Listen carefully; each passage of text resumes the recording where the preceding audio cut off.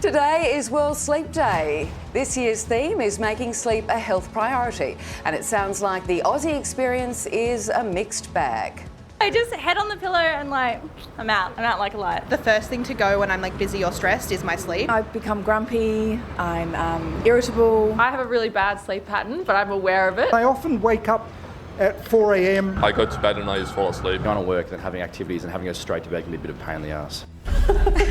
I'm grumpy and irritable all the time. Well, here to celebrate World Sleep Day is psychologist and sleep expert Maria Ruberto. So, Maria, how does one celebrate the day? A couple of Valium and a glass of milk? No. We celebrate Sleep Day by some great eye mask.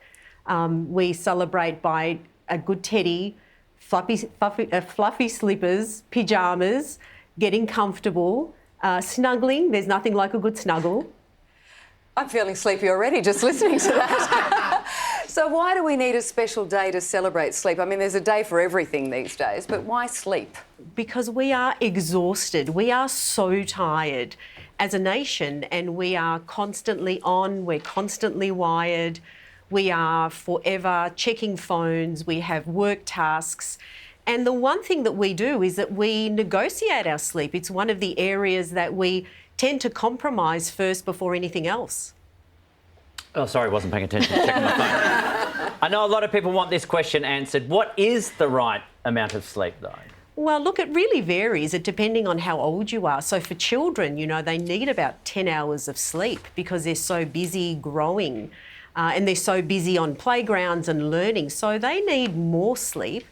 As adults, on average, about 8. That's what we need to aim for, between 7 and 8, but 8 is the average. So if we're not getting that, which I'm sure a lot of us would feel is the case, how damaging can it be if you're not getting the right amount of sleep? Yeah, that's a great question. The costs are huge.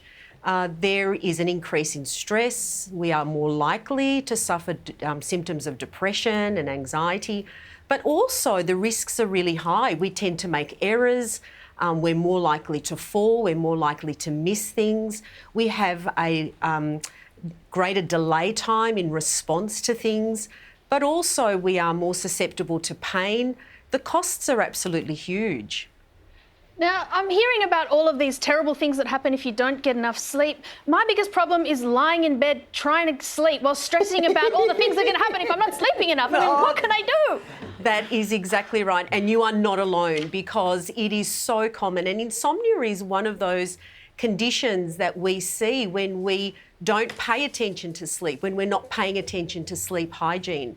So one of the things that science talks about is if you are lying in bed and you are wired and you are not falling asleep, then get up. 20 minutes in bed if you are fully awake. Our brain is an associative organ. So if you lay asleep in bed and you stay awake, your brain is going to associate bed with awake. So get up, go for a walk, go and grab some water, not too much because then you don't want to be running to the toilet either.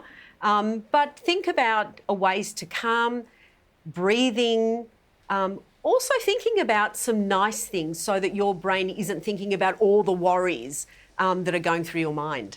That's great advice, Maria. Thank you very much. It's well past your bedtime. We'll let you get to your eye mask and your teddy. Thank you very much. Happy Sleep Day!